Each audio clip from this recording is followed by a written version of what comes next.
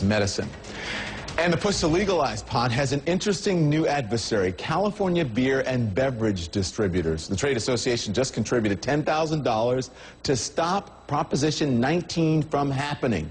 Proposition 19 would make smoking and possessing marijuana legal under California state law. Voters will decide in November, on November 2nd, to pass it or not to pass it. But this raises a question. Is marijuana really worse than alcohol or vice versa? What's going on? So let's talk about it with Roger Salazar. He's from the Public Safety First. That is a group that received the $10 grand from the California beverage and beer distributors. The distributors declined our invitation to come on the program. We also have with us Mason Tavert from Safer Alternatives for Enjoyable Recreation, part of the coalition to pass Prop 19. Thanks, both of you gentlemen, for joining us tonight here on CNN. So, Mason, when you heard about this beer group's contribution, what was your reaction? Well, listen, every objective study on marijuana has concluded it's a far safer substance than alcohol. And clearly what we're seeing here is that the alcohol industry is trying to prevent competition. They realize that marijuana is the next most popular recreational drug after alcohol, and they want to ensure the booze keeps flowing and the pot does not. And it's really unfortunate because what they're doing is they're driving Californians to drink when they might otherwise make a rational, safer choice to use a less harmful substance.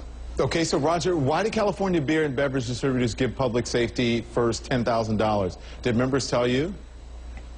Well, listen, I think Mason's making a little bit of a jump here. Let's keep in mind that the beer and beverage distributors are the folks who deliver beer and beverage products. They're the truck drivers, they're forklift drivers, they're the warehouse workers. These are folks who have traffic safety and employee safety issues first and foremost. The fact is, under Prop 19, there are no, you're not allowed to smoke marijuana while you're driving, but there's nothing that says you can't smoke marijuana right before you get behind the wheel. So that's a safety concern. And there are also concerns from the employer side about testing. Under this initiative, it creates a protected class for marijuana smokers and basically says that you cannot test for marijuana or fire a worker unless you can prove actual job impairment. So those are some new legal thresholds that employers would have to meet. Aren't those the same rules as alcohol? I don't see anything different that you said about alcohol.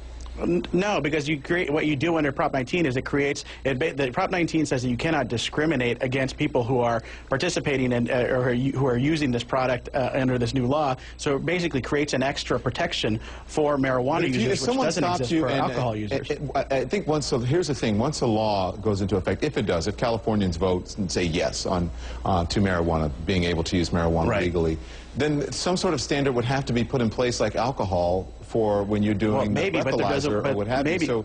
So what's the difference? So I don't understand. It seems like that the point is moot because it hasn't happened yet. It's not moot, though, because that doesn't exist. And again, under this initiative, it specifically omits any definition of what constitutes under the influence of marijuana. There is no definition under here, so you'd have to create something new. And again, what this initiative has done is it basically leaves it up to 536 different local and county jurisdictions to create their own separate rules. So you essentially have utter chaos into trying to figure out, how exactly you enforce any of the rules that are set up. All right, sir, go ahead and respond to what he said. Well, yeah, I mean, we got to, with all due respect to this gentleman, he is a political consultant being paid by the booze industry to protect their turf. And, I respect the fact that he's involved in this fight, but, this group is calling itself Public Safety First. Why on earth would they prefer to keep alcohol as the only legal drug in the mix here? And with regard, Don, I think you make a great point. Marijuana driving is going to be illegal. It's going to be illegal to use marijuana while you're on the job. Employers can continue to fire people. But what this gentleman's job is here is to raise doubt and to scare people. And, he's, again, being paid by the alcohol industry. So we really need to consider where this information's coming from. And we also need to consider the fact that, this gentleman mentions all the jobs that are created by the alcohol industry. These are all jobs that could be created by the marijuana industry as well. And at the same time, we're giving Californians the ability to use a substance like marijuana that doesn't contribute to domestic violence and sexual assault and overdose deaths and all the other problems that alcohol contributes to. Yeah, I'm not saying that either one that it should be legalized or what have you, but as someone who's come from a family where there is alcoholism, I think that if you abuse any one of them, they are bad. Everything in moderation. Everything in moderation. All right, thank you guys. Appreciate you joining us on CNN.